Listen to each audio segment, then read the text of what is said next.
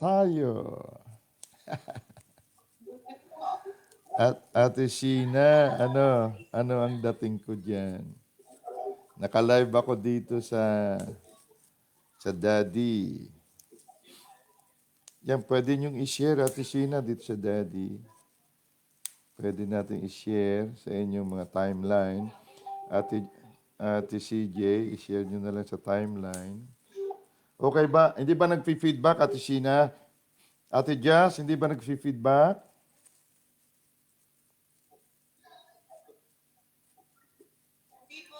Okay, good, good, good. All right. So, live tayo dito sa ating Facebook. Nakikita ko yung mga taga-Bulihan. Hello po. Salamat at nakarating kayo.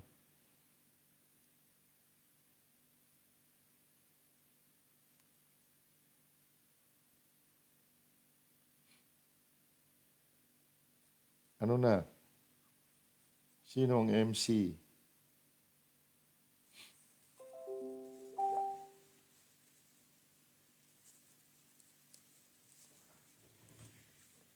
Magsimula na ba ako? Saan ang direktor? Sino bang direktor talaga?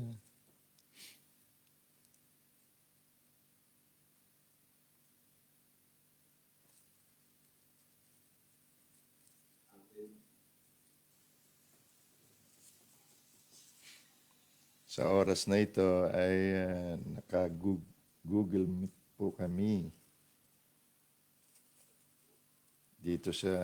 Andito po kasi ako, hindi ako nakapag-teleport.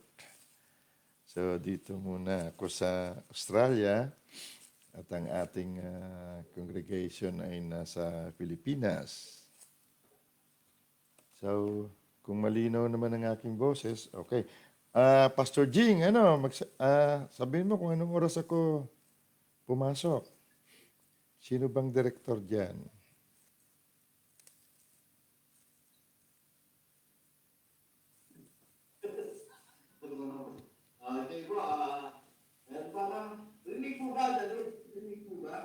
Dinig ko kayo. Dinig ko kayo. Oh, dinig.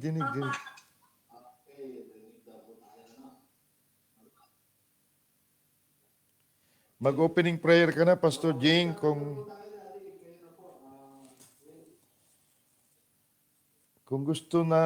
magsisimula na ako bago ako magsimula, mag-opening prayer ka na, Pastor Jing, tapos tuloy-tuloy na tayo. Okay.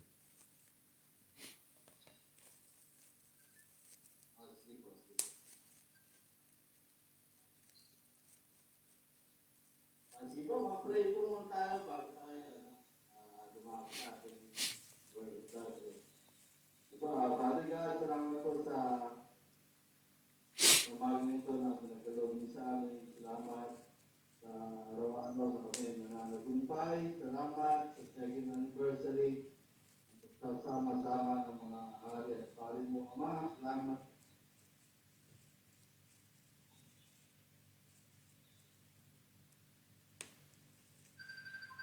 Salamat sa iyo sa dahilan ng pag-ibig, Ama. Salamat sa mga kapatiran namin ito.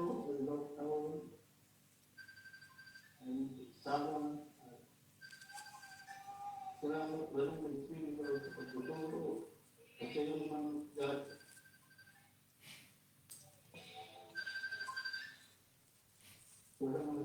salamat. Naarin namin sa iyo sa aming mga kapiran, naarin sa iyo sila. Huwag yung sila ng marapit naman. At salamat sa mensahe mo na sarili at magdadagdag sa aming katawan. Ama, salamat sa victory, sa glory na ito, Ama. At patuloy lang yung binabalik ito sa iyo. At ang patuloy na salamat sa pangalan ng Panginoon sa Kristo ng Napoli. In Jesus' name, Amen. Amen.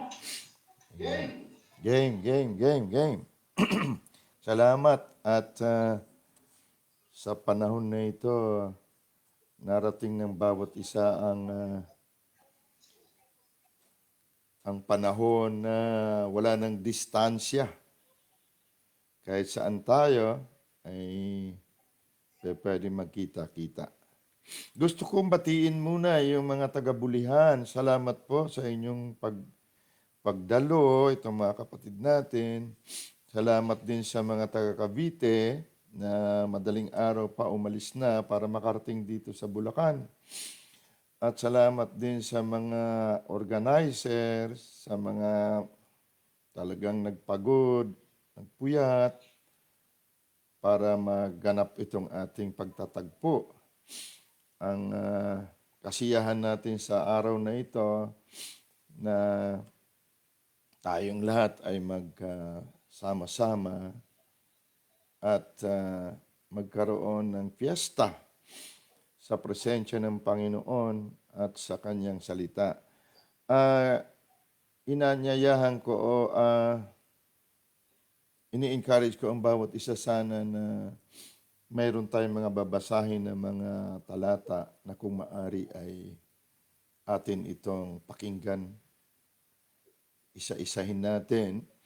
Dahil ang pagsasama-sama po natin sa umagang ito, hindi po para katulad ng mga nakaraan nating pinagdadaluhan o pagsasama-sama na para bang isang acquaintance party.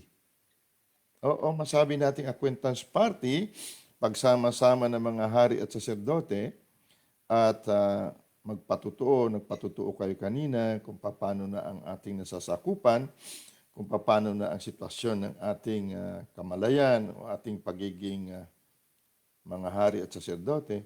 Ngunit isa sa pinakamahalaga na dahilan kaya tayo nagsasama-sama ngayon para maipaliwanag sa atin ng ating buhay, ng ating Diyos, sino ba talaga tayo?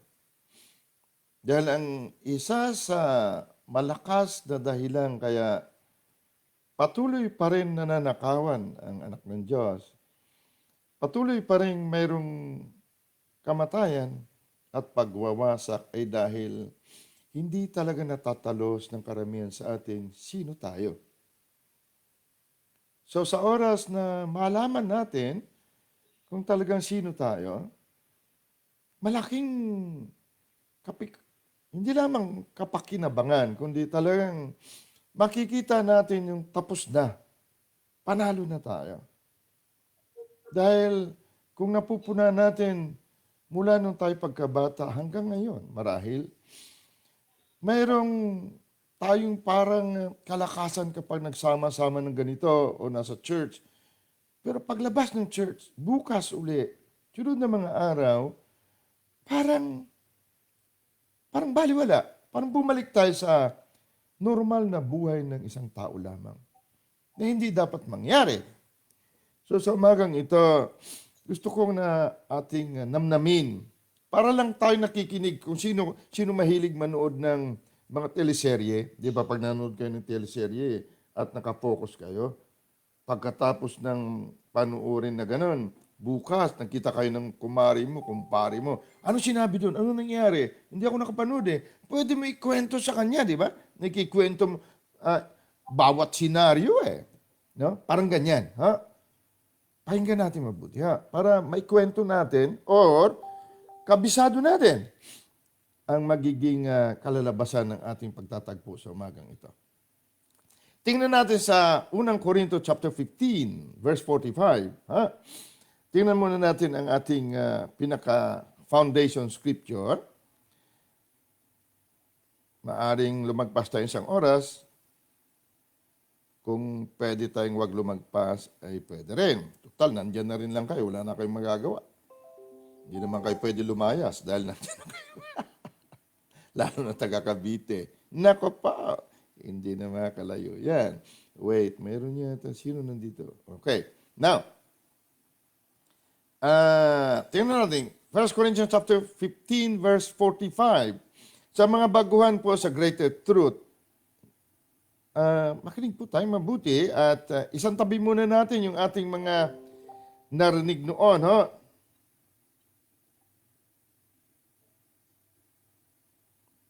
Okay. Si Ate Noah nag-ano. Itabi muna natin kaunti ang ating mga dating narinig. Okay? Kasi mayroon tayong medyo, hindi naman malalim, pero malinaw kung titingnan mo sa teleserye, maunawaan mo eh. Ito pala to, kaya pala ganito. Okay, ganun. So dito sa verse 45 ng chapter 15, babasahin ko po. 1 Corinthians chapter 15 verse 45. And so it is written, the first man, Adam, was made a living soul. Tingnan niyo po, was made a living soul. The last Adam was made a quickening spirit. Kung sa King James Version niyo po babasahin, dito sa first Adam, mayroong salitang was made a living soul. Pero sa last Adam, itong was made dito, naka-italic, nakatagilid. Ibig sabihin, wala po ito sa original. Tingnan natin kung karapat dapat nating alisin ito sa kasalukuyan. Dahil ang last Adam ay espiritu na nagbibigay buhay. Hindi siya nilalang o ginawa. Tingnan sa Tagalog, ha? Sa Tagalog, gayon din naman, nagpi-feedback yata ako, Ate Sheena, hindi. Dahil dito nakabukas sila. Now, sa Tagalog, okay ba kayo dyan? Bulacan, hindi ba masyadong maingay? Mag-thumbs up lang kayo kung okay. Dahil kayo ang nandyan eh, no? Nakabukas ang inyong mic. So, okay ba? Hindi ba? Okay. Now, punahin niyo po sa Tagalog. Maging mitikuloso tayo sa oras na ito. Basahin ko po sa Tagalog. Gayon din naman nasusulat ang unang taong si Adam ay naging kaluluwang buhay. Ibig sabihin ng naging, hindi siya dati ganyan. Naging siya. Hindi ka pwedeng naging kung hindi ka ganyan dati. Naging siya dahil hindi siya ganyan dati. Nakuha niyo po? Hindi mo pwedeng sabihin, naging dalaga ka, kung hindi po pwedeng naging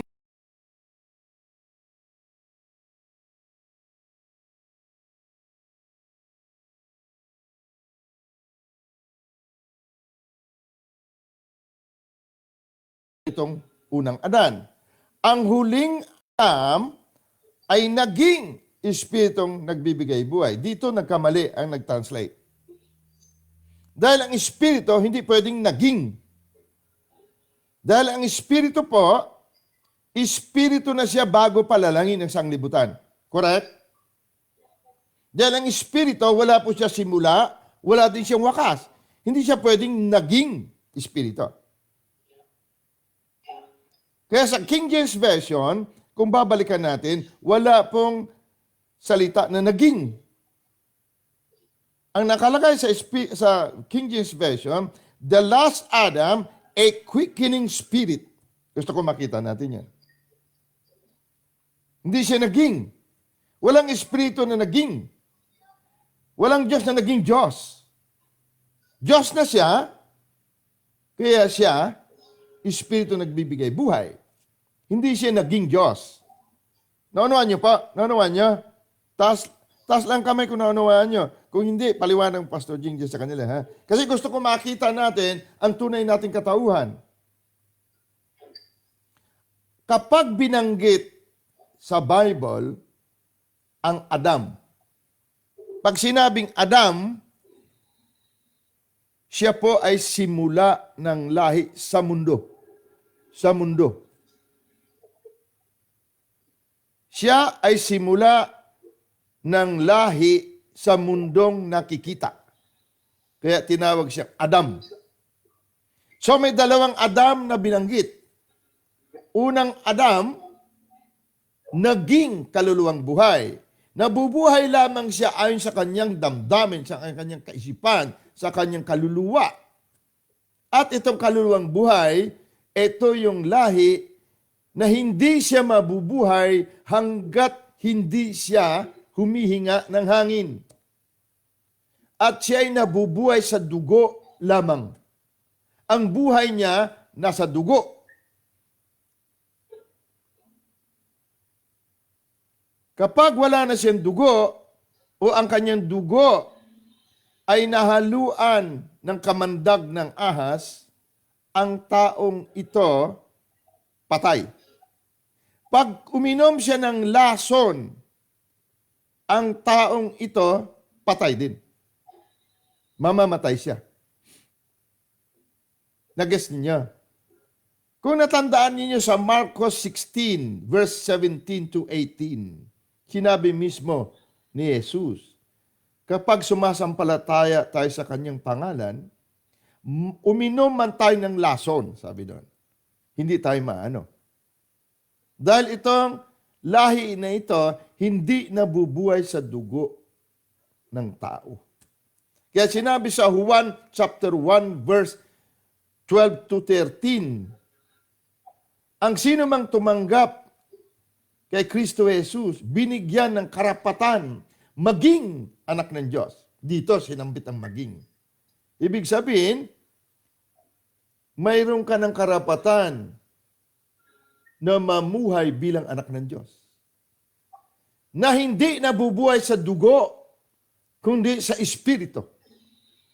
Ito ang malaking kaibahan ng mga Kristiyano.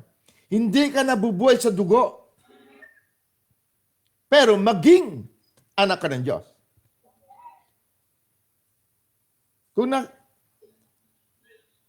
Ilista niyo po kung hindi niyo matandaan. Ilista niyo po Juan chapter 1 verse 12 to 13. Binigyan tayo ng karapatan maging anak ng Diyos. Pero kung hindi mong gagamitin, hindi ka maging. Paano magamit?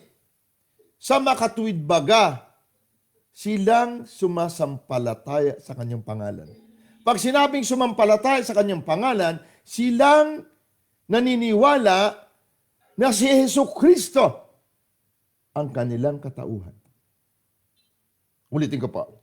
Pag sinasabing sumasampalataya sa pangalan ni Jesus, naniniwala ka, kumbinsido ka, na ikaw na ang nakikitang si Kristo Jesus sa lupa.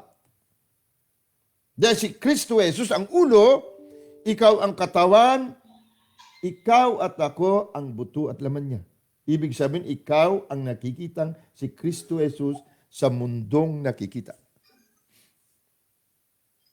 Ito po ang malaking pangunang hakbang kung bakit napakaraming anak ng Diyos ang patuloy na nanakawan. So talakayin po natin ito. Para hindi na tayo manakawan, hindi na tayo mapatay ng diablong ito, ng mga COVID na ito, hindi na tayo mawawasak pa. Okay? Nasusundan nyo ba? Nasusundan nyo pa. Dito sa live ko, isa ang nakikinig. It's okay. Kasi po, ang mga mensahe na ganito, pakitandaan nyo po, ang mga mensahe na katulad nito, iilan-ilan lang ang nakakakuha. Ulitin ko po, kapag nandiyan kayo, nakikinig kayo, pero hindi ito pumasok sa kaloob-looban natin, uuwi tayo sa bahay, isang tao lamang. Likas na makasalanan, papatayin ka ng diablo pag hindi ka nakinig. Masarap ba mamatay? Kaya maraming tao akala nila pinagagalitan sila. Mismo ang Diyos nagsabi, hanggat hindi ka naniniwala o sumasampalatay na ikaw si I am, mamamatay ka sa iyong kasalanan. Si Kristo mismo nagsabi niyan. Pero dahil sa reliyosong papaliwanag sa atin, hanggang ngayon, may buhay Diyos ka na, may buhay Kristo ka na, ayaw mo pakinggan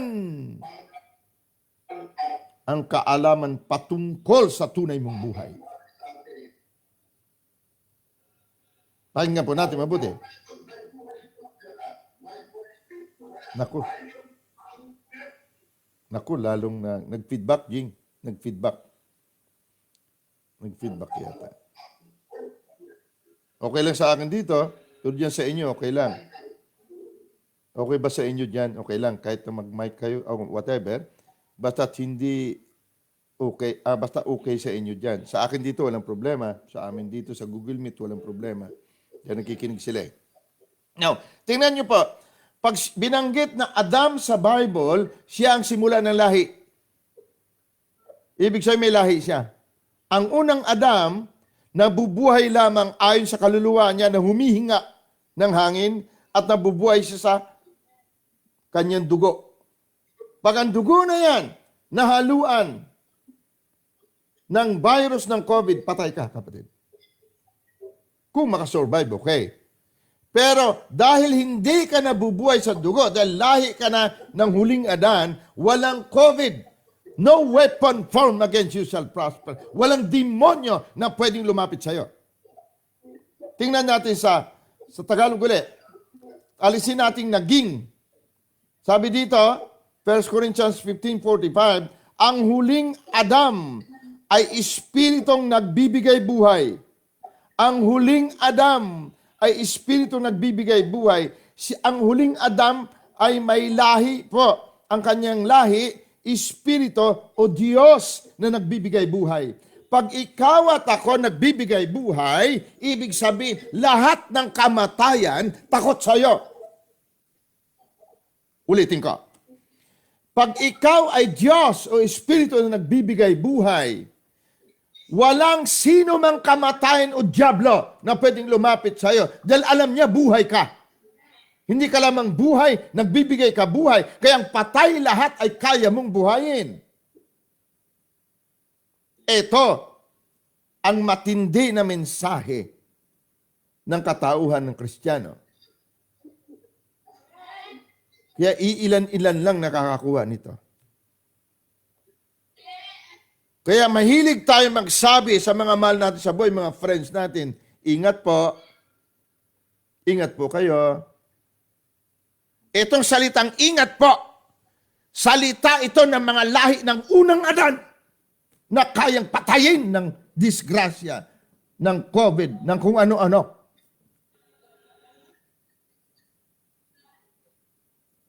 Pag sinabi mo na sa kapatid mo, sa pamilya mo, ingat po, para mo nang sinabi, kaya tayong patayin ng dyablo. Pero sa loob ng pamamahay mo, hindi man nila alam ang kanilang karapatan bilang mga anak ng Diyos. Kung ikaw nag-iisa, alam mo. Wag na wag mo sabihin ang ingat po, kundi sabihin mo sa kanila, bago lumabas ng bahay, protektado ko kayo sa pangalan ng Panginoong Jesucristo. Walang anumang sandata na pwedeng manaig sa inyo. Ikaw at ako ang ugat nila. Okay? So may lahi, dalawang lahi. Mamili ka sa umagang ito bago tayo magpatuloy. Dahil hindi mo makukuha itong susunod na mga mensahe kung hindi ka maniniwala na ikaw ay lahi na ng Espiritu o Diyos na nagbibigay buhay. Kung lahi tayo ng Espiritu o Diyos na nagbibigay buhay, ano tayo? Hindi ba Espiritu din tayo? Nagbibigay buhay? Okay. Now, bago tayo magpatuloy, nakuha mo ba? Pumili ka. Tao ka lamang likas na makasalanan o ikaw Espiritu, banal, Diyos na nagbibigay buhay. Hindi ako nagsabi, pakinggan mo mabuti ang talata. May dalawang Adam, dalawang lahi.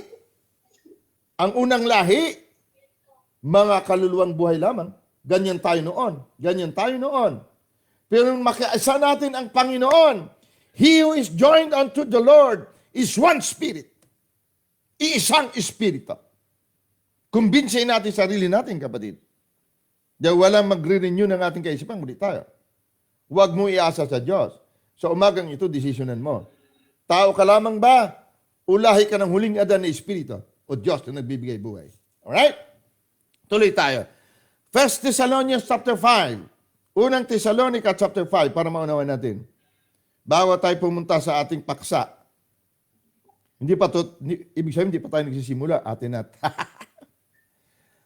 Pag nagsisigaw po ako,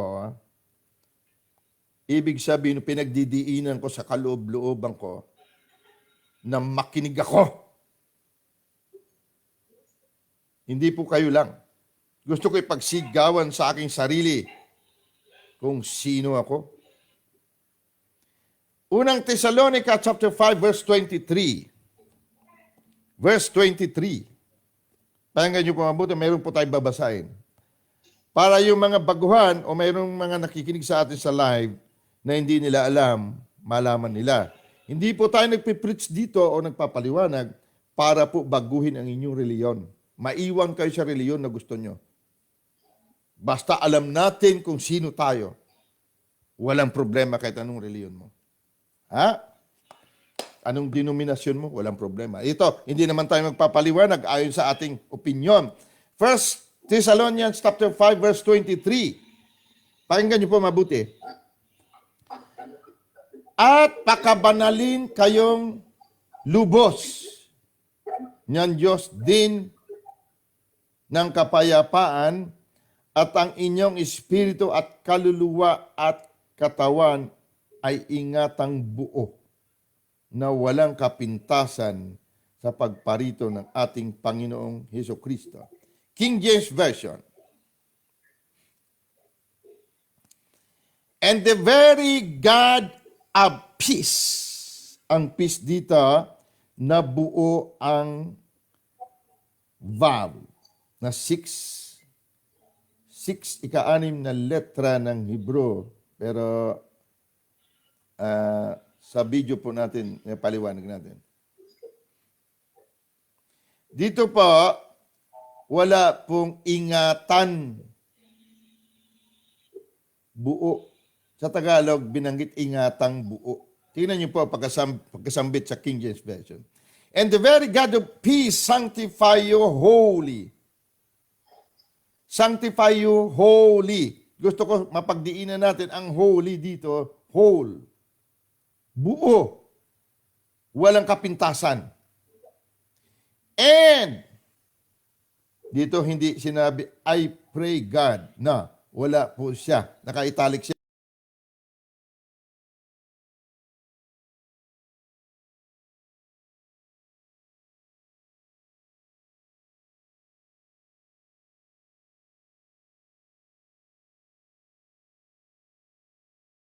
Preserve.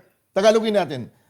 And the very God of peace, ang pinaka-Diyos ng kapayapaan, ay pakalinisin, pakabanalin, pakawalang dungis kayo ng buo. Pag sinabing holy, whole, ibig sabihin ng whole, holy din, banal. And, dito ngayon, napasok ang I pray God. Pero alisin natin dahil naka-italic siya. And your whole spirit and soul and body be preserved blameless, walang kapintasan. Hindi sinabi ang iyong buong katawan, kaluluwa at espiritu.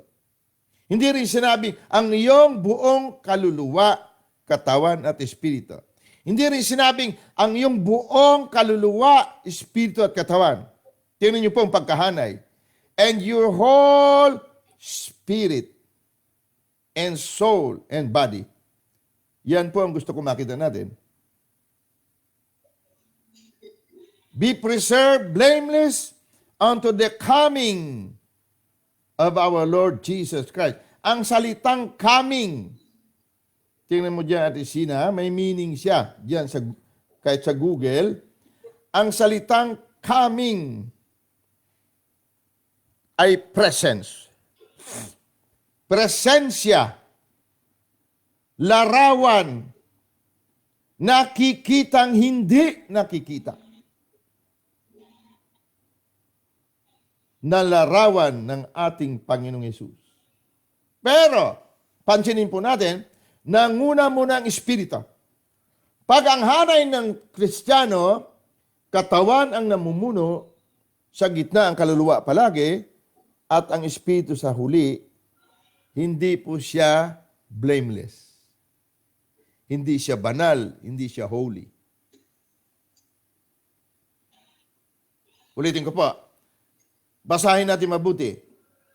Ang iyong buong espiritu sa taas, kaluluwa sa gitna, katawan sa baba.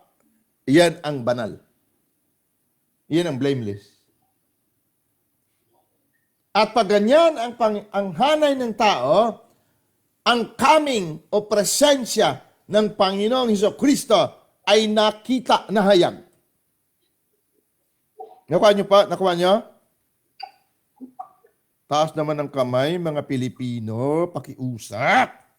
Tumaas ang kamay kung nakuha ninyo.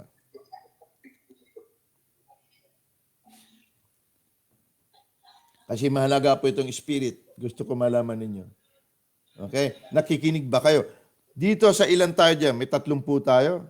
Tapos dito sa live. Baka tatatlo makakuha, kapatid. Uwi tayo sa bahay, ganun pa rin. Sana kung 30 tayo makakuha. Pag nakuha natin ito, lahat ng sasakyan, business, kasama sa bahay, kasama sa trabaho, kasama sa negosyo, damay sila. Makikinabang sila sa'yo. So please, makinig. Tingnan natin sa type and shadow kung ano ang spirit. Makinig po mabuti.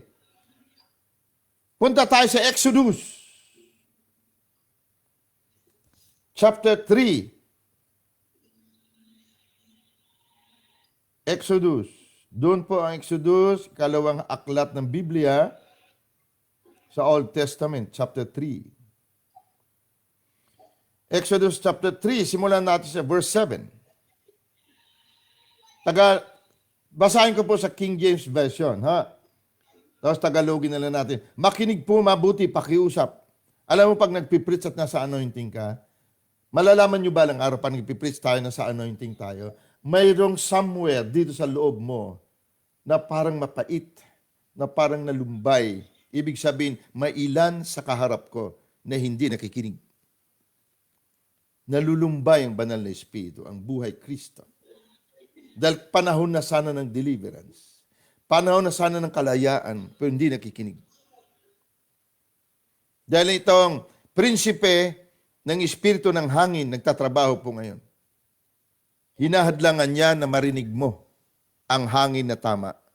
Ang hangin niya ang gusto mong marinig. Ang ilan inaantok. Kapatid, please.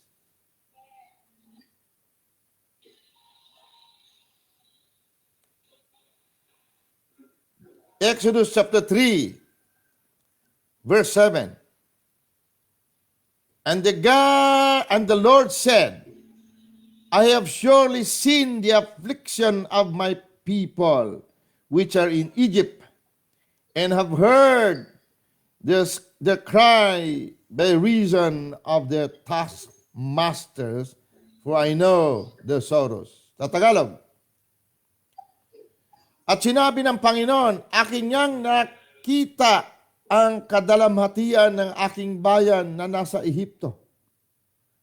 At aking dininig ang kanyang daing dahil sa mga tagapagpaatag sa kanila o mga amo nila. Sapagkat talatas ko ang kanilang kapanglawan. Kapatid, sa umagang ito, tambak ka naman ng pera, kapatid. Damahin mo kung mapanglaw ka pa rin ba o hindi. Hindi na kukuha ang peace of God. The very peace of God. Sabi kanina sa Thessalonians, hindi po nakakuha sa pera lamang. Magandang pera, hindi po natin tatakulang pera, dahil ang pera po, sakop lamang ng sanglibutan na ipinamana sa atin. Hindi po problema ang pera. Dahil ipinamana sa atin ang buong sanglibutan. Romans chapter 4. Ha? Pero ang kapanglawan, ito ay sakop ng Ehipto. sakop ng kadiliman, ng sanglibutan, sakop ng sistema ng kadiliman. So nakikita ito ng Diyos sa atin. Huwag kang magkunwari na masaya ka, kapatid. Damahin mo sa loob kung may kapanglawan ka, kaya makinig tayo. Dahil ang kapanglawan na yun, mawawala. Verse 8. At ako'y bumaba upang iligtas sila sa kamay ng mga Ehipto, kadiliman, at upang sila isampa sa isang mabuting lupain, promised land, or in Christ Jesus na katauhan. Lahi ng huling Adan. Ito ang ibig sabihin niyan, lupang pangako. Mabuting lupain at malawak mula sa lupaing yaon, sa isang lupaing binubukalan ng gatas at pulot sa dako ng Kanineo at ang Heteo at ng Amoreo at ng Pariseo at ng Hibeo at ng Jebuseo. Kapatid, nasa gitna tayo. We are in the world, but we are not of the world. Sa gitna tayo ngayon ng mga paligid natin na puro bukang bibig COVID dito, second wave, third wave, itong binabanggit ng mga Heteo, mga Amoreo, Peresio, Hivio. Ibig sabihin, mga tao lamang ito, mga kapatid. Lahi ito ng unang Adan.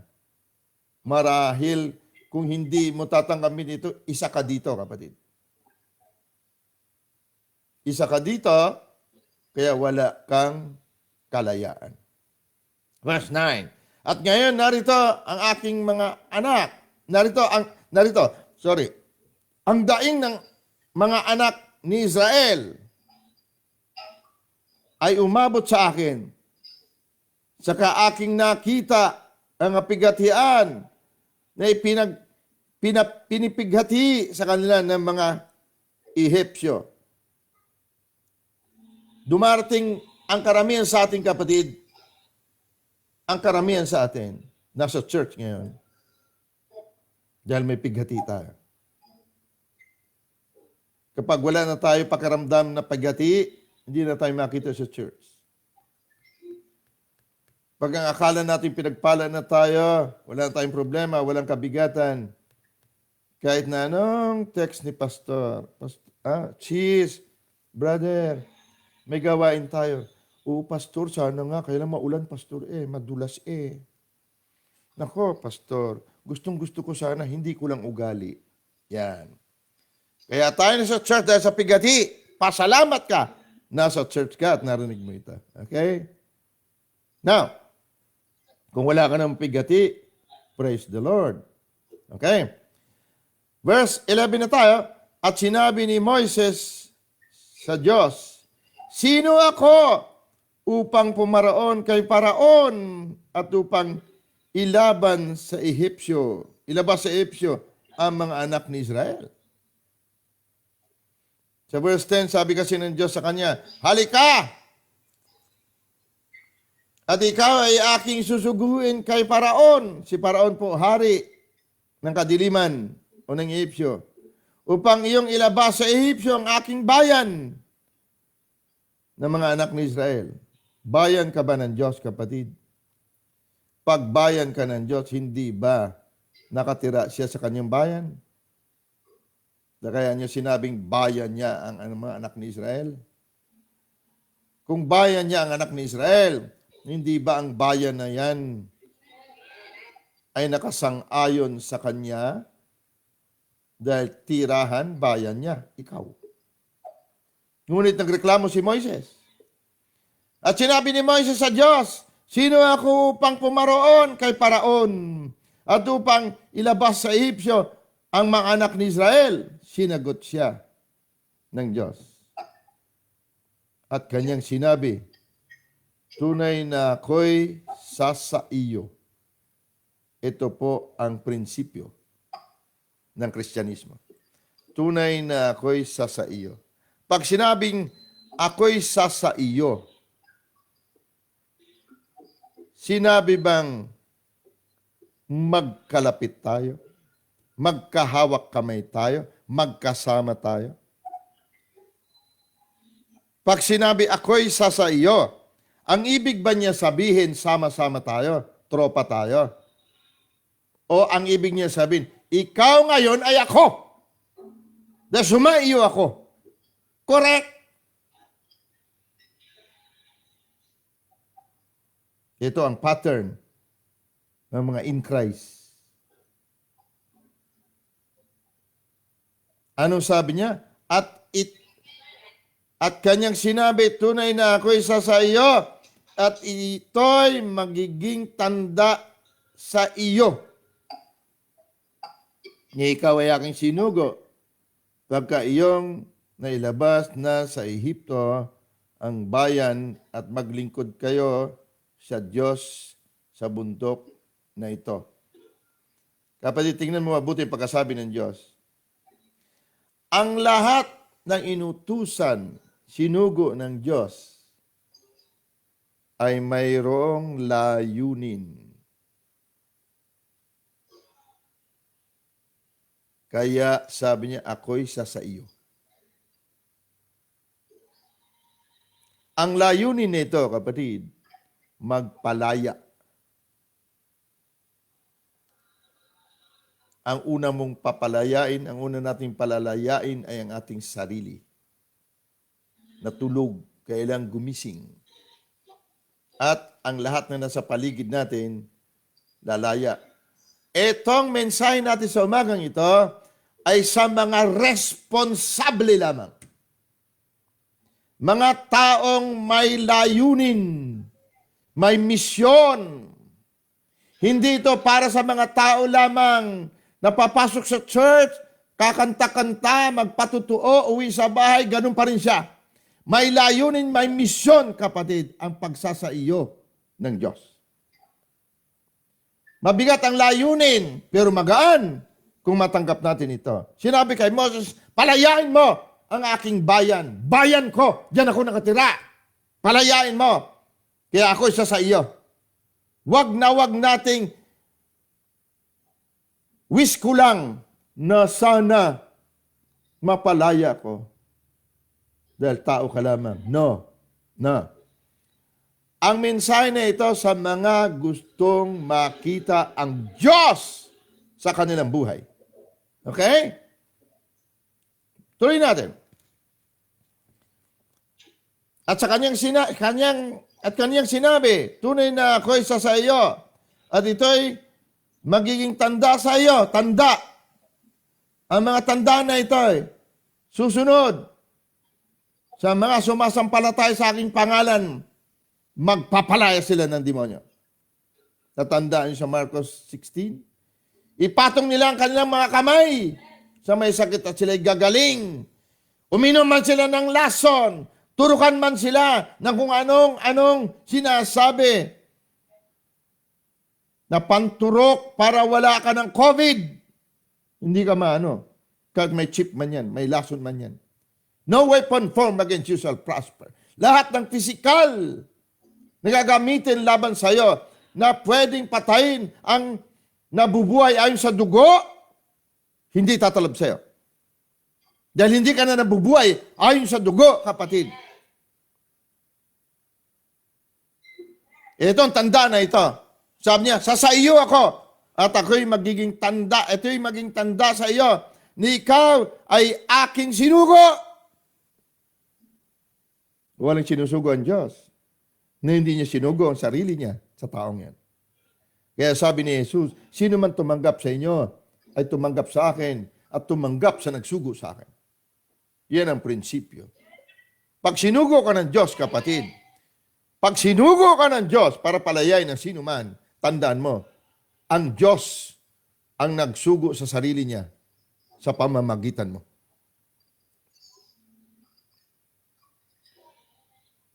Magiging tanda sa iyo na ikaw ay aking sinugo para iyong nailabas na sa Ehipto. Nailabas na.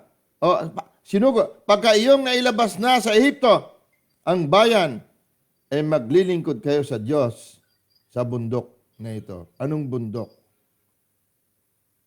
Ang paglilingkod po sa bundok. Si Jesus po ang bato at bundok.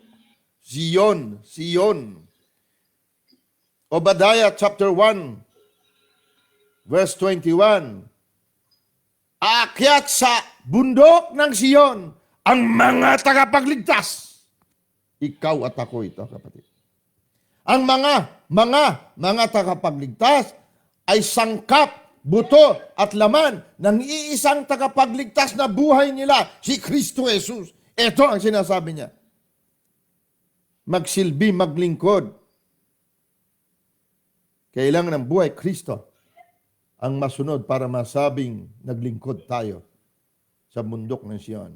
Verse 13. At sinabi ni Moses sa Diyos, narito, pagdating ko sa mga anak ni Israel.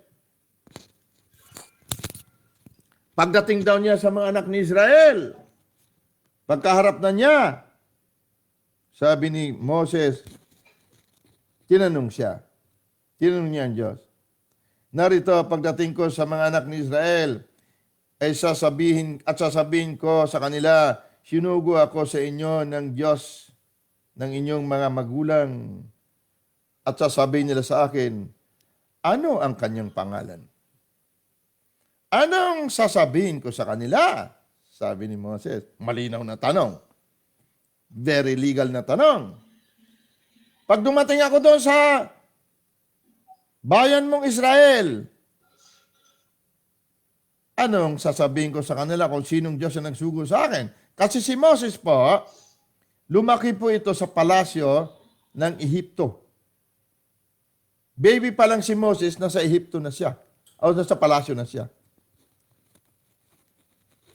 Si Moses po, sa lahat ng Hudyo na ito, lahat na sabihin mo ng Hudyo sa panahon na yan, si Moses ang tanging edukadong Hudyo. Dahil lumaki siya sa palasyo. Sa edad ni Moses na 40 years old, nung kausap niya ang Diyos, tapos na siya ng master's degree ng Ehipsyo. Tapos na siya ng doctorate degree ng Ehipsyo. Kabisado niya ang lahat ng Diyos ng Ehipto. Bawat Diyos sa palasyo, may sariling ribolto. May sariling pangalan. Alam ni Moses yan. Lumaki siya sa Ehipto or sa palasyo ng hari.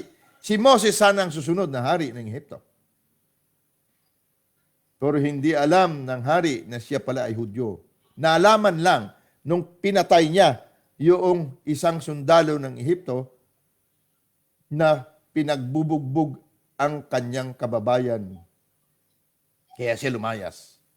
Ulitin ko po, si Moses edukado. May alam sa buhay sanglibutan, katulad mo, katulad ko. Solve na solve siya sa buhay sanglibutan na napakaraming Diyos. May pangalang Diyos. Marami sa atin ang Diyos niya, ang kanyang kilay. Kilay is life. Kaya ganun na lang ang kanyang pagsamba sa kanyang kilay. Pag wala siyang kilay, hindi siya makaharap sa iyo. Ang iba naman, ang kanilang Diyos, ang kanilang lipstick. Kailang mapula ang aking labi. Ang iba naman, ang kanilang false eyelashes. Hindi ako malabas ng bahay nang wala akong false eyelashes. Itong aking Diyos, Diyosan. Ang pangalan niya, eyelashes. Talk to me. Ang iba naman, ang kanilang cellphone. May pangalan pa. Ano yung cellphone mo? My phone. Bakit? Wala ka naman kasosyal-sosyal. May mga tao, may mga kaibigan ako, may mga kakilala ako, kagwagwapo, mistiso't mistisa. Pero kailang bumili ng kagagandang sinasabi nilang signature para mapatunay na sila ay mistisa o mistiso o gwapo o gwapa. Isa yan sa mga Diyos ng Ehipto. tingnan mo mabuti ang iyong pagmumuka. Kung naniniwala tayo na tayo ang workmanship, obra maestra ng Diyos. Pero bakit tayo nagpapaganda? Hindi para sa sarili natin. Para kanino? Talk to me. Para kanino? Para sa ibang tao. Kaya magbarkada kayo, pupunta kayo sa mall. Bibili ka ng magandang dress dahil isusuot mo doon sa isang party. So may napili ka. Ano? Nawala si Ate Jasmine. Nalobat. Apa siguro. Nalobat si Ma'am Jasmine. Teka, naka-live naman tayo. Naka-live naman tayo. Sana sa live. Sino ba naka-live dyan? I-post mo nga yan. Sino naka-live dyan? Eh, nakita ko dito, tatatlo eh. Sandali, 30 ba tayo? Sino naka-live dyan, Jing? Nasaan ang iyong emergency? Ano tawag nun? Meron tayong backup. Ang tawag doon. May tawag kami niyan eh. Alam din ni Kuya Kevin yan. Yung biglang may pangyayari. Antimano merong rescue. Na? Okay. Mukhang nakikinig naman sila dito sa live natin. Buti na lang, Ate Sheena.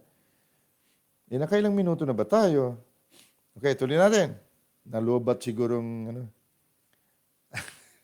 saksak mo muna. Ma'am, yan. Naka-live naman tayo. Okay. Sana nga, naka-screen doon. Naputol tayo. Sa Google Meet. Sana ba tayo banda? Ano mo sinabi ko? Yung mga kilay. Putulin na natin yung mga kilay. Hello? Okay, tuloy natin. Dito sa chapter 14, sabi dito, sinagot siya ng Diyos. At sinabi ng Diyos kay Moises, akong yaong ako nga. At kanyang sinabi, ganito ang sasabihin mo sa mga anak ni Israel. Sinugo ako sa inyo ni ako nga. Ito ang type and shadow o pattern na ikaw at ako ay lahi ng huling Adan. Si ako nga. Kapuspusan ni ako nga. Espiritu na nagbibigay buhay. Example, pinadala si Ate Sheena ng Diyos. Nawalan ng signal daw. Baka ako may problema, Ate Sheena.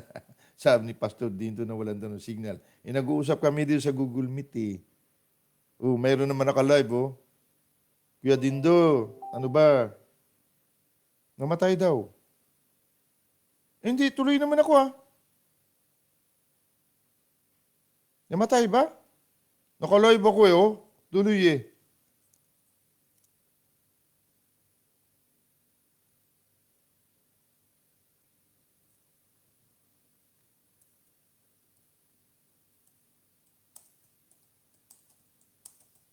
Nawala si Ate Jasmine. Dito sa Google Meet, live din kami.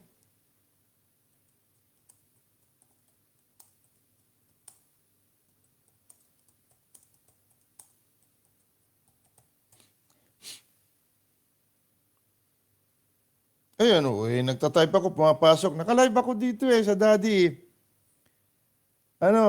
Pastor Dindo, bakit sinabi mong nawalan ng signal? Nakapasok ka dito nawalan daw ng internet. Nawalan ng internet. So, andyan ka pala, Pastor Dindo. Kung may may load ka, ikaw na lang kasi kung walang internet. Meron kayo, nakakapanood ka sa akin eh. Ibig sabihin may load ka. Sino man ang may load sa inyo? I-connect ninyo. Dahil maaring yung kay Ma'am Jasmine ay naka-internet.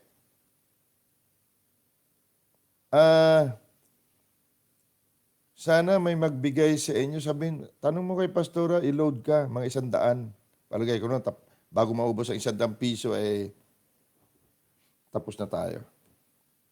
Ate Sina, mayroon ba tayo dyan? Nawalan daw sila ng...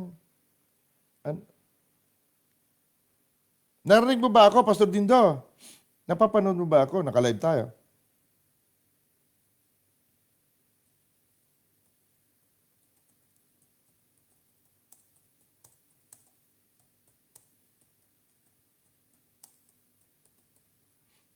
Andiyan si Ate Gemini. Live ba ako? Ate CJ, naka-live ba ako dito sa Daddy? Paki-check mo nga. Ate Sina. Naka-live po. Oh, naka-live pala eh. Okay, tuloy natin. Sila yung wala tayong magawa eh. Kailan ituloy natin? Kailan magawa nila ng paraan yun? Anyway, dito tayo sa verse 14. At dito hanggang verse 14 lang tayo. At sinabi ng Diyos kay Moises, ako yaong ako nga. At kanyang sinabi, ganito ang sasabihin mo sa mga anak ni Israel. Sinugo ako sa inyo ni ako nga.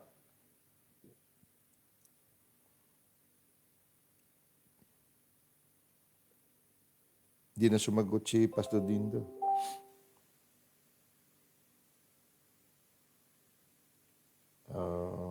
Namatay daw.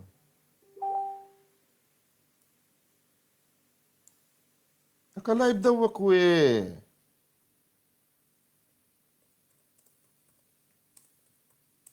Mahina lang po signal po siguro po nila.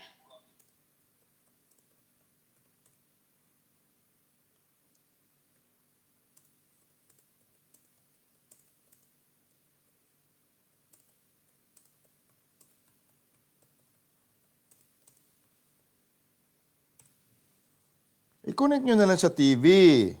Sino man ang may live dyan na cellphone?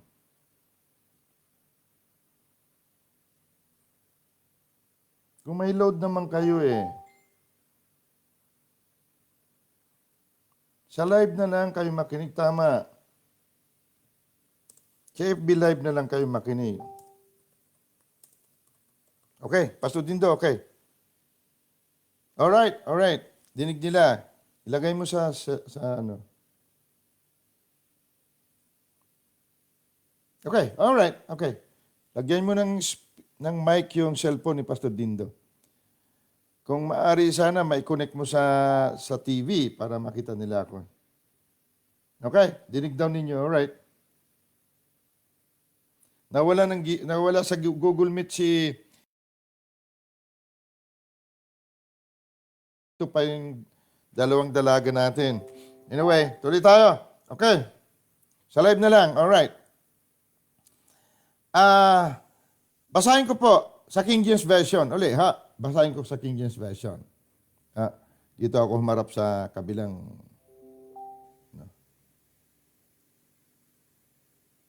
Okay. Good. Ate Ann, okay. Now, Exodus chapter... Kailan malaman natin ito? Exodus chapter 3, verse 14 na tayo. Sa King James Version, babasahin ko po. Verse 14. Gusto ko marinig natin po. Marinig natin. Ang Bible po, pag binabasa natin, ito po ay usapang Diyos. Usapang Espiritu. Ipa po ang usapang Diyos. Katulad sa amin, usapang Ilonggo, ginapiko, ginapala ang pera. Kaya lumabas yung ginapiko, ginapala ang pera dahil doon sa Negros, ang hanap buhay noon ay sakada, pagsasakada. Sinasabing sakada, tatrabaho ka sa asyenda. Sa Tagalog, hacienda. Sa Espanyol, hacienda, walang H, walang H, sabi sa Australia. Ang hacienda ay taniman ng tubo. Ang hanap buhay doon, magtanim ng tubo, gumapas ng tubo. Ang piko, yung tawag sa inyo sa Tagalog, asarol, yata. Matulis ang isang side, malapad ang isang side. Yan ay pangtanim dahil nung panahon na yon, wala pa namang ganyang kalalaking traktora. At may pala. Bubungkalin ng piko ang lupa, papalahin mo para mayroon siyang siwang na ganon, doon mo ibaon ang putol-putol, pinutol-putol na tubo at tambakan mo. Ang sunod na trabaho, siyempre didiligan at lalagyan ng abuno. So ang pera doon para kumita ka, magpiko at magpala ka. Yun ang ibig sabihin ng Ilonggo o ng Negros. Ginapiko, ginapala ang pera. Yun ang pagkaunawa, yun ang pagkasalita. Ngunit nung lumaon, naging kayabangan na. Dahil akala ng karamihan, mayayaman sila, kaya ang pera, ginapiko, ginapala. Parang ganyan. Sa Diyos po, iba po ang usapan. Ikaw at ako, lahi ng huling Adan. Kaya po tinitraining natin sarili natin na ang usapan na ito hindi tao lamang. Usapang espiritu ito. So tingnan mo ang usapang espiritu. I hope na-gets ninyo. Dito sa verse 14, chapter 3, verse 14, "And God said unto Moses, I am that I am. And he said, Thou shalt say unto the children of Israel, I am has sent me unto you." Sa Tagalog, ako nga na si ako nga ang nagsasabi sa iyo, Moses, na pag nakaharap mo ang mga anak ni Israel, sabihin mo sa kanila, pinadala ako ni ako nga.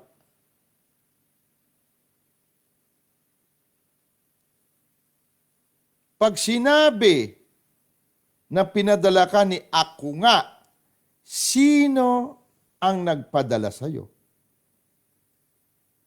Sagutin mo nga, Kuya Dindo, dito sa chat. Pag sinabi kay Dindo, punta ka sa Bulacan. Pag tinanong ka ng taga Bulacan, hindi ka taga Bulacan, taga Mandaluyong ka. At sinabi mong pinadala ako ng Diyos para sabihin sa inyo ang kalayaan. Tatanungin ka ng taga Bulacan, anong pangalan ng Diyos at sinong Diyos ang nagpadala sa iyo? At sabihin mo sa kanila, pinadala ako ni ako nga. Sa usapang espiritu, ano ang ibig sabihin? Sino ang nagpadala sa iyo?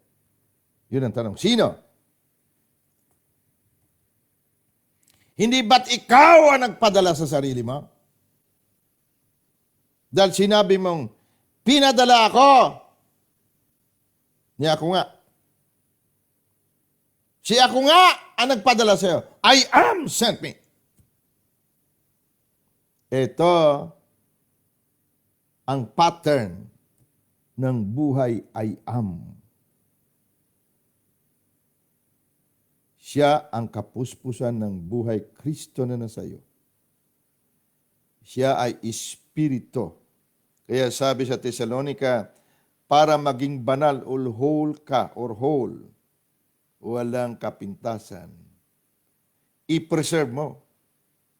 Preserbahin mo. Panatiliin mo ang iyong espiritu. I am. Kaisa ni I am, buhay Diyos. Ay siyang nangingibabaw amin sa iyong kaisipan, sa iyong puso, upang ang iyong katawan sa ilalim ay walang magawa kundi isagawa, katuparan ang gusto ng kaluluwa. Dahil kung ano ang nasa kaluluwa, yun lang ang sinusunod ng katawan. As a man thinketh in his heart, so is he. Ang problemang malaki ng mga lahi ng huling Adan, kaya hindi sila naging anak ng Diyos. Binigyan ng karapatan ng bawat isa sa atin maging nakikitang Diyos. Pag sinabing anak ng Diyos, siya ang nakikitang Diyos. Siya ang larawan ng hindi nakikitang Diyos. Kolosa 1:15. Si Kristo Jesus ang larawan ng hindi nakikitang Diyos. Si Kristo Jesus na ulo ng katawan, na buhay ng kanyang buto at laman. Kapag itong kanyang buto at laman na may buhay niya, ay hindi nagamit ang karapatan ng anak ng Diyos, maiiwan siya. At sinabi ni Jesus mismo, Juan 8:24, kapag hindi ka naniwala na ang buhay mo si I am na, mamamatay ka pa rin sa kasalanan mo. Kaya marami pa rin Kristiyanong namamatay na wala sa oras. Maraming Kristiyano ang patuloy na nananakawan araw at gabi at nawawasak. Dahil ayaw niya talagang paniwalaan na wala na siya ibang buhay kundi si I am. Kaya pag pinadala si Dindo dyan at sinabi niya, pinadala ko ni I am dahil gusto ko kayo palayain.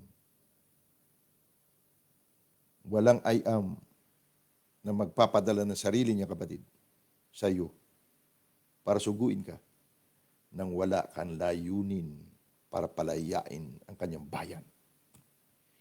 Baka gustong mo lang mag-I am para sumaya at mapansin, kapatid, nalinlang ka. Dahil itong mga pagpapapansin,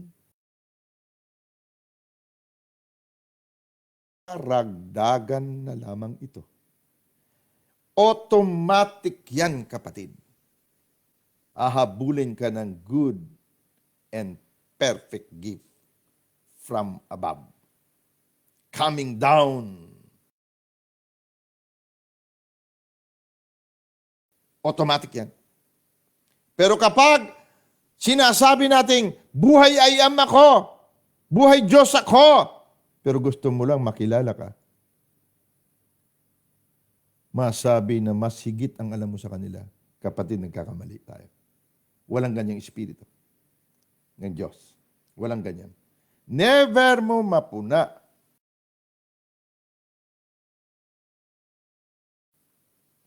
Kaya, nung nabaptize ng Holy Spirit,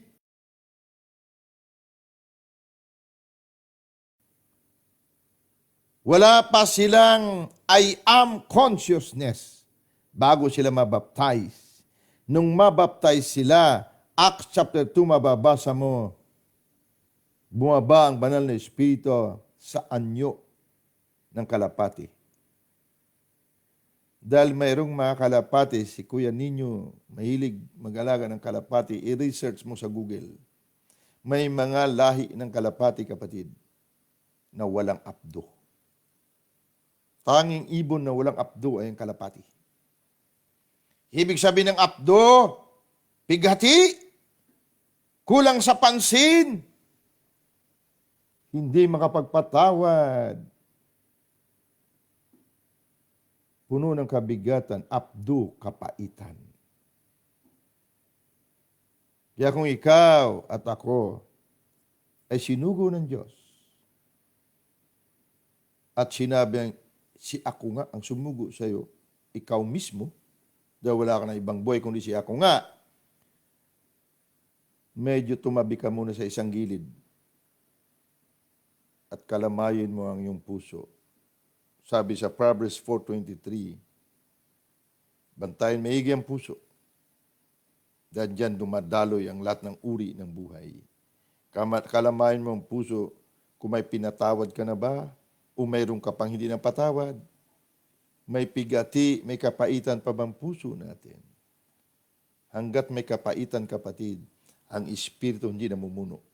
Ang namumuno ay ang laman sa gitna, ang kaluluwa sa ilalim ang katawan. O sa ilalim ang Espiritu. Kaya marami, minsan nagtanong sa akin si Kuya Dindo, bakit daw ganito, ganun? Dahil sa 1 Thessalonians chapter 5 verse 23, hanggat ang Espiritu na nagbibigay buhay, buhay ay buhay Diyos, ay hindi sa taas. Patuloy na ang katawan ay nasa taas. Ang Espiritu na sa ibaba lang ng kaluluwa. Hindi po siya whole. Hindi siya holy. Pag hindi natin natanggap na wala na tayong ibang buhay pa, kundi si I am, ang katawan o laman pa rin ang namumuno.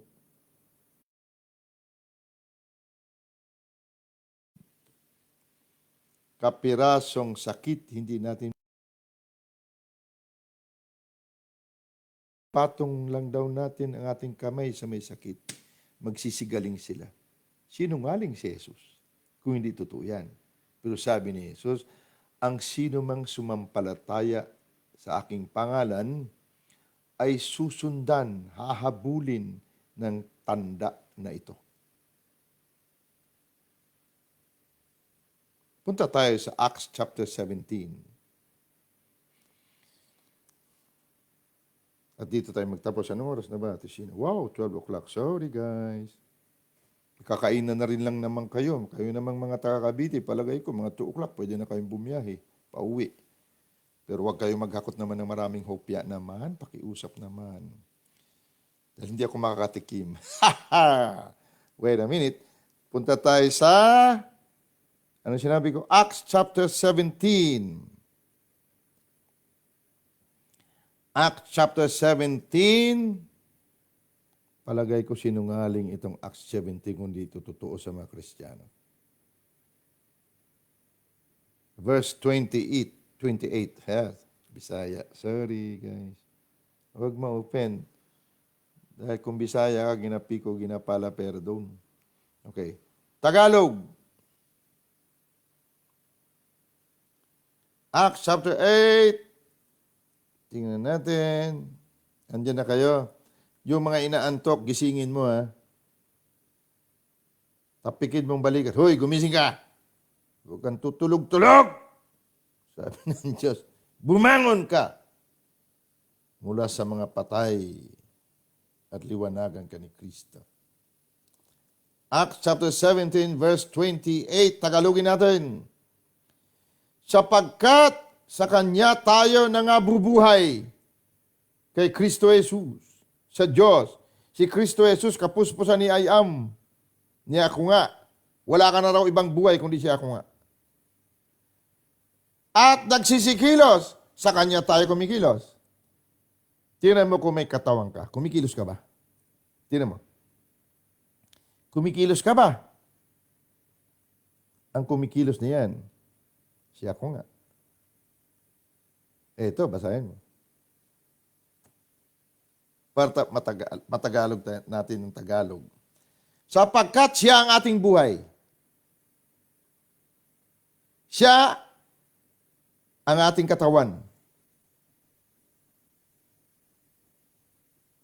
At siya ang ating pagkatao. Yan ang totoo, kapatid. Kapag ikay Kristiyano na, patay na ang luma, naibaon na. Lumipas na ang lahat ng bagay na nilalang ng lumang katauhan. Ang mga lumang bagay, sakit, kapighatian, kahirapan, at kung ano-ano pang negatibo sa buhay, nilalang yan ng lumang katauhan natin na kaluluwang buhay. Lumipas na yan. Hindi pwedeng lumipas yan kung hindi patay at lumipas ang lumang pagkatao. Ang bagong pagkatao ay espiritu na nagbibigay buhay. Huling Adan na lahi. Itong huling Adan, in Christ. Si in Christ ay kapuspusan ng Diyos, Ama, Anak, Banal na Espiritu Santo, si I Am. Ulitin ko Mayroong principle sa algebra. Tawag nun algebraic sum. Alam ito ni Ate Sina. Kung ang A ay katulad ng ba, kung ang A ay katulad ng ba, at ang ba ay katulad ng ka, sa makatuwid, ang A ay katulad ng ka. Kung si Dindo ay katulad ni Jing, at si Jing ay katulad ni Harvey, sa makatuwid, si Dindo ay katulad ni Harvey. Ganon din dito. Kung ang buhay natin ay si Kristo, at si Kristo ay kapuspusan ng Diyos, ng Trinity, hindi ba tayo ang kapuspusan ng Trinity? Pag sinabing kapuspusan, wala na yung hindi ayon sa Trinity. Ulit. Kung ikaw at ako ay may buhay Kristo, at ang buhay Kristo nating kapuspusan ni I Am o ng Diyos, hindi ba tayo rin ay kapuspusan ng Diyos? Pag sinabing kapuspusan ka ng Diyos, pag sinabing puspos, the fullness of God, may katitingbang na iwan na dumi sa'yo o kasalanan. Dahil pag sinabing kapuspusan, pure. 99.9999999, 100% Diyos. 100% pure gold. Ulit. Kasi ito ang pinaka matalas na sandata na magnanakaw para manakawan, mapatay, at mawasak pa rin ang mga anak ng Diyos. Dito, sa verse 28, sapagkat sa Kanya tayo nangabubuhay. He is our life. At sa Kanya tayo nagsikikilos, wala tayong ibang buto at lamang kundi siya. At sa Kanya tayo may pagkatao, wala tayong ibang pagkatao kundi siya. Si I Am. Kaya sabi kay Moses, ang pattern, sabi mo sa kanila, ikaw mismo, ikaw nga ang nagpadala sa kanila. Sa sarili mo. Ako nga, si I Am. Nagaya naman ng sinabi ng ilan sa inyong sariling mga manunula, sapagkat tayo na may sa Kanyang lahi. Pakibasa ulit. Ano lahi mo? Kung lahi ka ng Diyos, may mixture ka ba na lahi ng unang Adan na makasalanan? May halo ka ba kaunti man lang ng lahi ng tao na makasalanan? Kung ikaw ay liwanag, may kunti ka bang halo man lang ng kadiliman? Kung lahi ka ng Diyos, may kaunti ka bang natitira na karumihan o kasalanan? Now, verse 29. Yamang tayo nga'y lahi ng Diyos. Hindi ako nagsabi. Ang Diyos, na siya ko na rin sinasabi ngayon. Yamang tayo nga'y lahi ng Diyos ay hindi marapat nating isipin na ang pagka-Diyos ay katulad ng ginto. No, akala mo Diyos ka dahil mayaman ka. Ang yaman, kapatid, nilalang lang ng Diyos. Kung ikaw at ako ang kapuspusan ng Diyos, lahat yan nilalang natin. Pero kaya tayo naghihirap sa ginto at sa pilak. Bakit? Dahil akala natin ang Diyos natin ginto at pilak.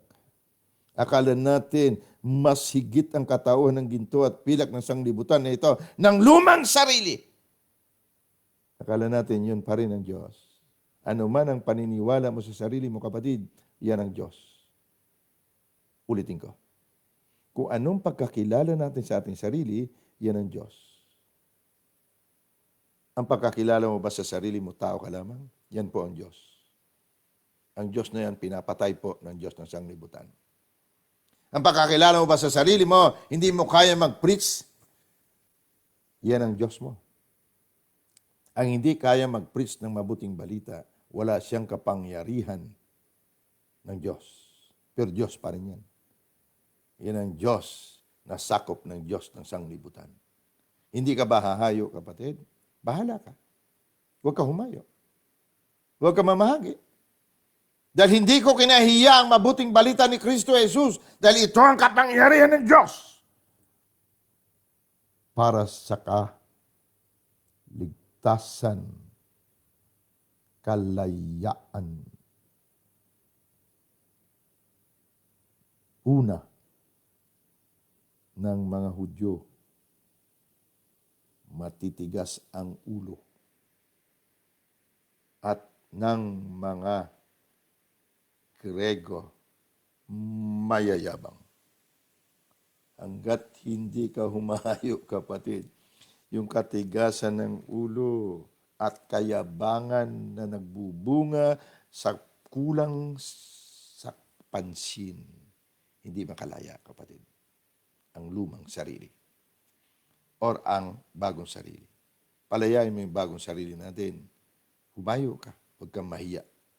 Huwag mo'y kahiya ang mabuting balita ni Kristo dahil diyan nagpapatunay na lahi ka ni Kristo. Lahi ka ng naglalang ng langit at lupa.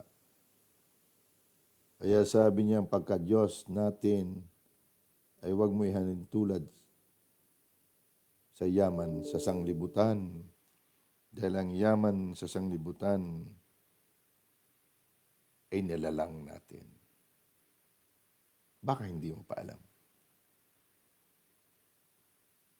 Tingnan mo sarili mo, lahi ng Diyos. Larawan ng hindi nakikitang Diyos at malalaman mo ng buong sanglibutan, langit at lupa, ikaw ang inaasahan na mapag-isang muli.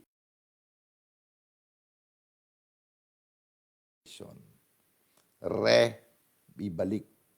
Concile one. Ibalik sa iisa na original na katayuan ang Diyos at ang tao, ang langit at ang lupa.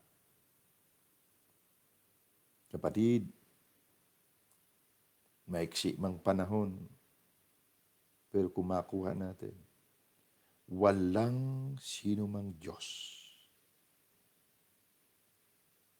na hiwalay sa totoong Diyos na pwede tayong saktan man lang, na pwede tayong pahirapan man lang. Walang ganyan. Walang Diyos na ganyan. Na pwede kang daigin. Dahil ikaw ngayon ay larawan ng kataas-taasang Diyos. Yan ang Kristyanismo. Yan si ako nga, lahi ng huling Adan. Mula sa umagang ito, kapatid, please tandaan natin. Kapag nandiyan ka na, sinugo ka. Ang nagsugo sa iyo si Ayam. Subukin mo. Walang kamintis-mintis. Pero kung ang naghahari sa ating kabuuhan ay ang laman, kaisipang tao lamang, ang kaluluwa na sa gitna, sa ilalim ng katawan, hindi tayo buo. Watak-watak tayo. Ang buo lamang ay ang I-am na buhay, Kristong buhay, ang nasa itaas. Etong kaluluwa, sumusunod lang. Etong puso, kaisipan, damdamin, sumusunod lang sa buhay I-am. Kaya ang katawan, tao, na Diyos na nagbibigay buhay, Espiritu. Hindi po ako nagsabi. 1 Corinthians 15:45, ang huling Adan ay Espiritu. I-research mo, kapatid, kung anong Espiritu. Ang sinabing Espiritu doon, dito sa Greek, ay pneuma. Pero ang totoo, Elohim din. Dahil may meaning ang pneuma doon, the third person of the Trinity. Co-equal, co-eternal with the Father and the Son. Ikaw yan. Lahi. Tinuro sa atin ay Kristyanismo ng pandaraya. Kaya sabi ni Jesus, hanggat hindi kayo naniniwala na kayo si I am, mamamatay pa rin kayo sa inyong kasalanan. Bakit? Ang sinabing kasalanan, missing the mark. Pag missing the mark, ang nasa itaas, katalinuhan ng tao, karunungan ng tao lamang, karunungan ng laman, to be a natural man cannot receive anything from the Spirit of God. Ang natural na kaisipan, kahit siyentipiko pa siya, hindi makakatanggap na anumang bagay mula sa Espiritu. Lahat ng bagay mula sa Espiritu, kapatid, good and very good. Hindi niya malaman. Hindi niya matanggap. Kasi sabi, 1 Corinto 2:14, ang mga spiritual na bagay na ito, spiritually discerned. Espiritu lang nakakakita, nakakatanggap. Oh, nakalimutan ko. Ng ating pala dapat ay panghuli ay ang Hebrew chapter 11. Sorry. Nakailang minuto na ba tayo, Pastor John? Pwede ba natin daanan? Hebrew chapter 11, ito ang sukat. Ito po ang aksyon sa atin. Sabi niya, sa kanya tayo nagsisikilos. Ayun na, si Ate Jasmine. Sige na, Ate Jas. Ayun na.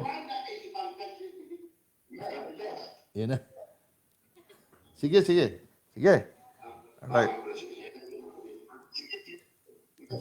Wala, narinig ko salita ko. Huli. Okay, dito tayo. Hebrew 11, verse 1. Para matapos na tayo.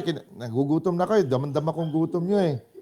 Naamoy nyo din mga hopya dyan eh. Hebreo 11.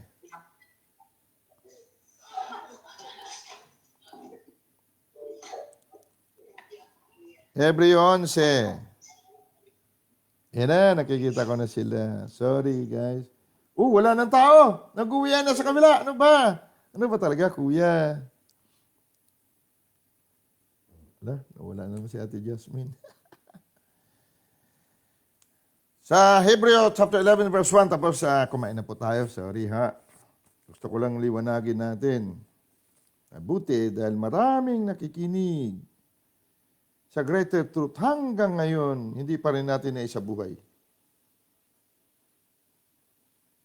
Wala, dalawa na ito ha. Just Landayan, Jasmine Landayan. Hebreo 11 verse 1. Ha? Ayan na. Andiyan si Kuya Dindo, nakita ko ha. Ayan na. Okay. Okay na. Walang side sa kabila. Walang tao sa kabila. Ano nangyayari? No, tatagilid ang inyong bangka. Pag puro kayo. Ayan. Wala na naman si Jess. Okay. Mahina ang kanilang signal. Kuya Dindo, narinig mo pa ako? Naka-live ka pa dyan o hindi na? Sagot ka agad, Kuya Dindo. Pastor John, Jonathan, narinig ba ako? Kasi sayang kung hindi nila marinig. Live tayo eh. Ganun talaga. Minsan, humihina. Dito na, last verse na tayo bago kayo magkainan. Last verse na. Chapter 11, verse 1. Pakinggan natin mabuti. Andiyan ba kayo? Ayan, pumasok na si Ma'am Jasmine. Andiyan ka ba? Sino ba nandyan? Kuya Dindo, sagot. Hebrew 11, verse 1. Ito ang katuparan sa mga unang baitang. Unang baitang pa lang ito. Now, faith is the substance of things hoped for, the evidence of things not seen. What is faith? Now, faith, ano ang faith? Nandiyan ba kayo? Asa na kayo? Ako, ang dami ko pala sinulat dito. Hindi natin natalakay tuloy. Okay lang. Pang seminar itong ating nilista dito. Walang sumasagot. Ate Jewel, dito. Bakit kaya? Saan sila? Nice pa po. Okay. Inayos. Okay. Dito po ako. Ayun, nawala siya. Yung faith, ganito habang wala pa sila. Ang faith actually is calling things that are not as though they were. Nasa Bible yan. Okay na raw. Okay na raw. Okay na. Verse 1. Itabi niyo muna yung karnal na damdamin at karnal na kaisipan o pantao lamang. Ha, please. Dahil pag hindi mo na itabi yan, nagmamadali ka. Yan ang sakop kasi ng kamatayan. Yung kaisipang normal, kaisipang natural. Kailangan niya masakop yan na kaisipan ni Kristo. Pag nagmamadali ka ngayon dahil nakaputol-putol tayo, kapatid, kawawa ka. Ang Diablo po at ang Diyos ay mayroong pagitan na maliit. Ang wisdom at folly, sinasabi sa Bible, ang karunungan at kamangmangan hindi po nahalata minsan. Dahil ang pagitan nila masyadong manipis. Kung minsan kukonbiktahin ka, akala mo Diyos. Di ba kahapon, nakasala ka. Kukonbiktahin ka, akala mo Diyos. Sabi niya, O Dindo, anak pa naman kita. Ba't mo ginawa yon? Walang katuloy ng karapatan mag-preach. Hindi ka na mag-preach. Akala mo Diyos ang kausap mo. Ha? Balikan mo John chapter 16, verse 10. Kukonbiktahin ka niya ng iyong katuwiran, hindi ng kasalanan. Pag ikaw ay sinugo ni Ayam. So, kukonbiktahin niya.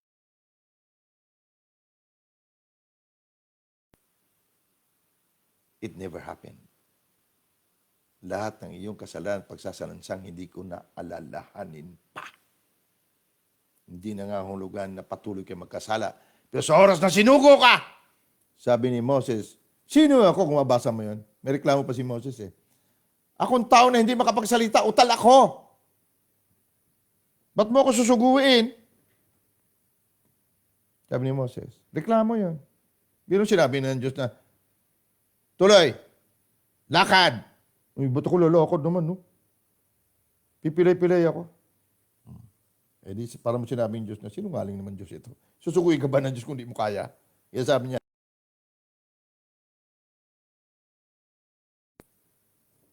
na ang buhay mo si ako nga. Alright? Parang ganyan. So, manipis ang pagitan. So, hindi pa pwede yung conviction na akala mo, kinukonbikta ka ng kasalanan. Wala. Kailanman hindi nangungonbikta ng kasalanan ang banal na espiritu sa mga mananampalataya. Basahin mo doon. Mula sa verse 8, chapter 16 yan dyan, ha? Hanggang doon, sa ibaba, verse 11, basahin mo doon.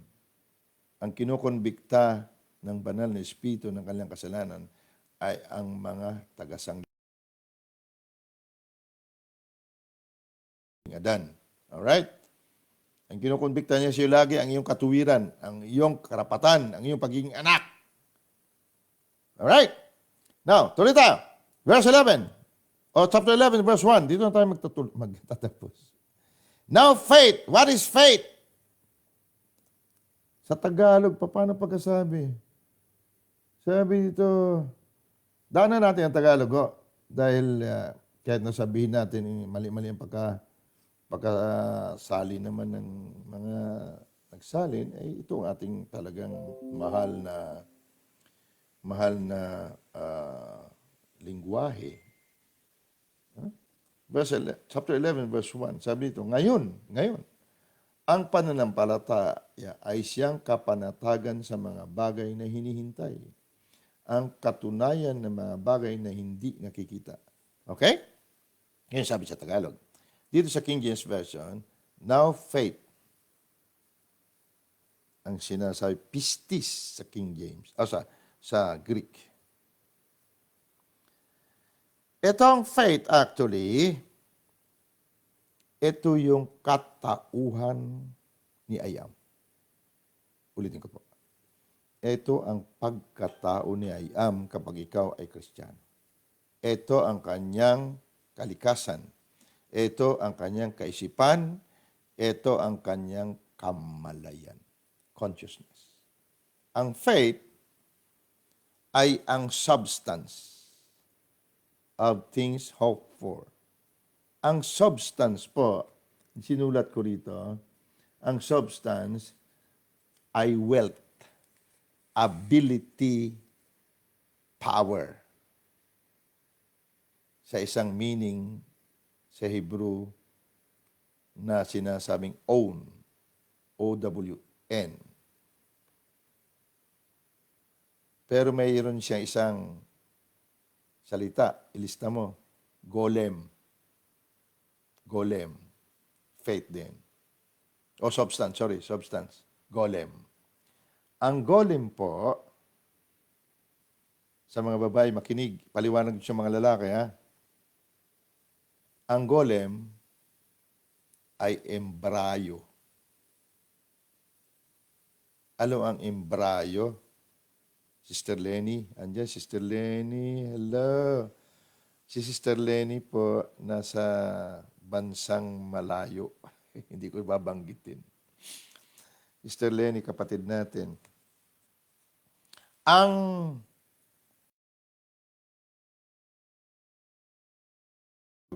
Ang kapanatagan daw. Ang substance actually, alam na alam ng mga nagbuntis. Embryo. Ang embryo, ito yung sinasabi nilang dugo pa lang, hindi pa raw bata, kaya pwede pa ilaglag. Ang embryo po, tao na. Pag nasa loob na ng sinapupunan ang isang embryo, kumpleto na po yan. May damdamin na yan. Yan ang sinasabing substance. Kapanatagan sabi sa Tagalog. So ang faith, ang pananampalataya, ay si I am. Kailang embryo. Binubuntis pa lang. Pag binuntis, may example sa Bible. Sinabi ni Gabriel kay Maria, magbubuntis ka ng batang lalaki at tatawagin siyang Jesus. Jehovah is salvation. Si Jehovah ibubuntis mo para magligtas, mag-deliver. Tandaan mo, walang faith na substance o embryo na ang layunin ay mali. Baka akala natin may faith tayo, pero para lang yumaman. Kapatid, nagpailalim ka sa laman. Ulit. Baka akala mo, nagfi-faith ka lang para magandang lalaki ka sa nililigawan mo. Kapatid, pinagluloko mo sarili mo. Ang faith na substance o embryo ay si I am. Si Jesus. Jehovah is salvation. Si Jehovah ay embryo. Baby sa loob na kailang lumaki. Dahil may layunin siya magpalaya. Kaya sabi kay Moses, pag sinugo kita at tinanong ka ng sino man doon sa Israel kung sino nagpadala sa iyo, si I am. Imbrayo.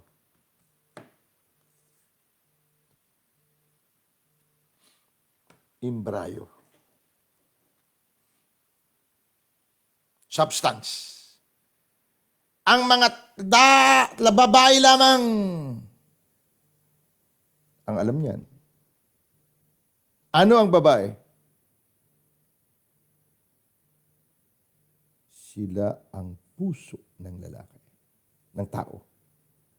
Si Eva ang tinukso ng diablo, hindi si Adan, dahil si Adan na espiritu. Hindi niya kaya lapitan. Pero ang puso na ito, ang tinutukso kay bantay ng puso, yan ang Eva ng bawat Kristiyano. Alright? Now, tapusin natin. May tumatawag sa akin, hindi ko sinasagot. Now, embryo. Faith is the substance of things hoped for.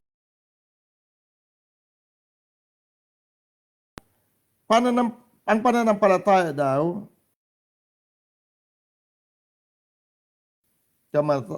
kapanatagan ng mga bagay na hinihintay. Ang hinihintay, tanungin mo nagbubuntis.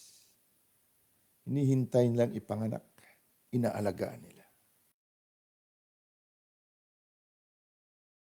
Alagaan yung baby niya. Ang imbrayo. Pag binigyan ka ng seed, sabi ni Gabriel kay Eva, kay Maria. Sabi ni Maria, paano ako magbuntis? Wala naman lalaking gumalaw sa akin. Yan. Sabi ni Gabriel, ang binhi ng banal na espiritu ni I am ay mananan sa iyong sinapupunan. Yan ang substance.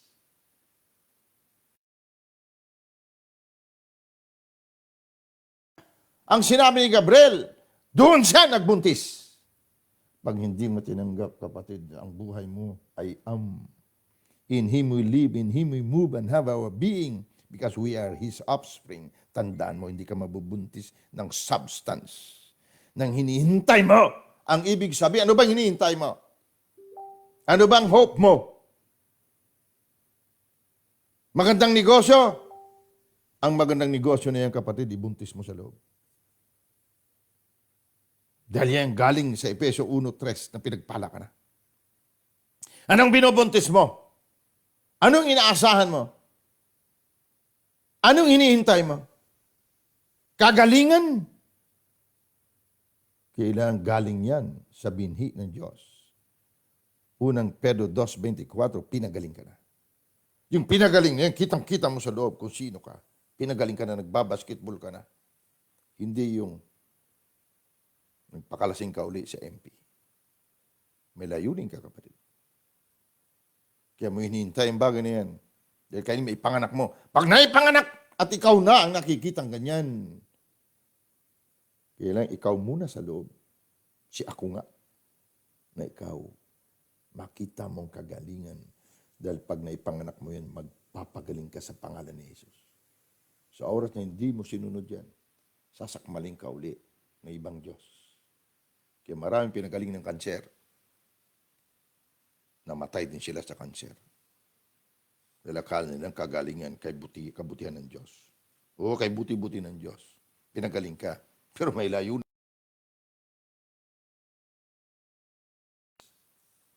Okay, tapusin natin. Substance pa lang tayo. Sabi sa King James Version, faith is the substance of things hoped for. The evidence, ebidensya ng bagay na hindi nakikita. Walang ebidensya na totoo, kapatid. Kundi nasa loob mo. Nasa kamalayan mo. Ang lahat ng sakit ay may ebidensya. Ang lahat ng disgrasya may ebidensya. Ang ebidensya na ito, dito sa loob mo. Naniniwala ka na kayang-kaya ka patayin ng COVID. Malinaw na malinaw sa iyo na pag nahawa ka ng may COVID, mamamatay ka rin. Ebidensya yan sa loob. Walang ebidensya sa labas, kapatid. Ang tunay na ebidensya ay ang binubuo, ang kinikreate, ang nilalalang natin sa loob na malinaw na ganyan ka. Kaya ganyan din sa mabuting balita, kapatid. Ang ebidensya ay sa loob. Ang iyong consciousness, ang iyong kamalayan, ang tunay na ebidensya ng mga bagay na hindi nakikita. Kaya nakita ang sakit, nakita ang kahirapan, nakita ang disgrasya. Bakit? Mayroon ka imbrayo, ebidensya. Buntis na buntis ka sa disgrasya. Kaya ganun na lang panalangin mo. Lord, iadya mo kami sama-sama. Pero anak ka ng Diyos. Lahi ka ng Diyos. May buhay ayam ka. Ebidensya yan na maya-maya madisgrasya ka. Yan bukang bibig mo. Mag-ingat po kayo ha. May COVID ngayon. Ebidensya. Buong-buo sa loob. Na pag tinamaan sila ng COVID, mamamatay sila. O ma-hospital sila. O madisgrasya sila. Ebidensya, kapatid, sa loob. Walang ebidensya sa labas. Faith is the substance, the embryo, nabubuntis. Yan ang batas ng kamatayan. Gagamitin yung faith na yan, na batas. Gagawin din yung bubuntisin mo muna bago mo ipanganak. Kaya ang bukang bibig ng salit ng dila na may kapangyarihan ng kamatayan at buhay, ingat po kayo. Halip po kayo, pag-pray namin kayo. Lord, ingatan niyo po sila. Lord. Alam niyo nga mga panalangin na gano'n. Kala natin mabuti.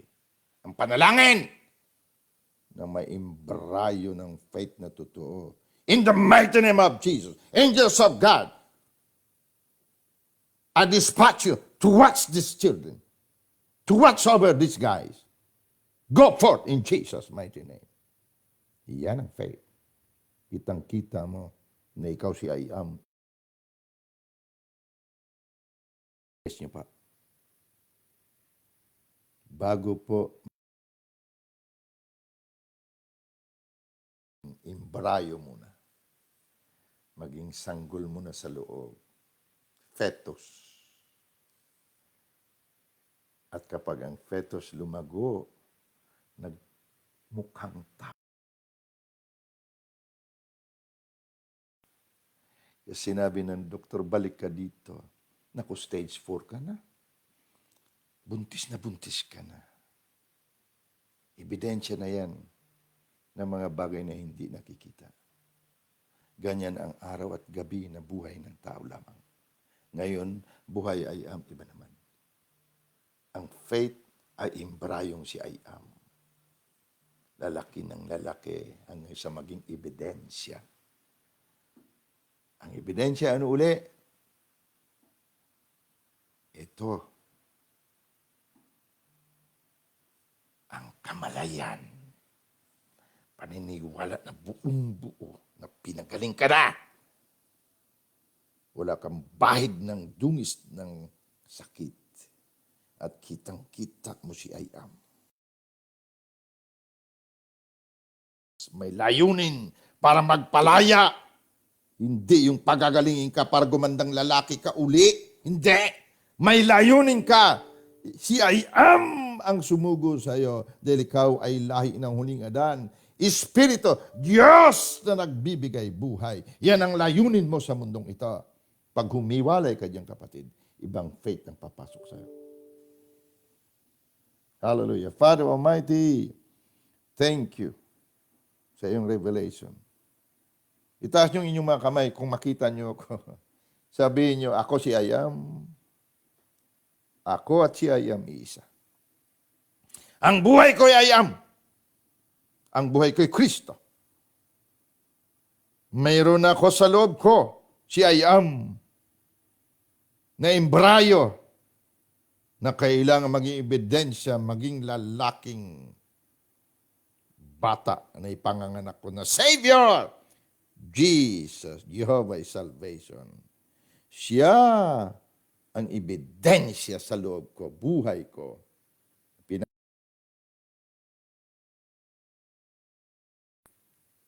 In Jesus' mighty name. Sabi ng Father, thank you. Salamat, Ama. Aba, ikaw ang aking buhay. ikaw ang aking galaw. Dahil ako ay iyong lahi, kaya ikaw ang aking pagkatao. Sa ngalan buhay. Amen. Father, salamat. We bless you. We honor and we give you back the glory and the dominion. In Jesus' mighty name. Amen. Thank you guys. Sorry na haba tayo. In the of God again. Bantayan ang pamilyang lagi in Jesus' mighty name. I charge you guys. Lahat ng miyembro at nakikinig sa lagi at kanyang pamilya, negosyo, trabaho, I dispatch you angels of God. Go forth. Cover them. Protect them. In Jesus' mighty name, I charge you. Amen. Guys, you're blessed. You're blessed. Thank you. Tuloy niyo yung live niyo mamaya para makinig ako ng kainan niya. Putulin ko na muna. See you. Happy anniversary. Happy talaga anniversary. All right? I love you guys.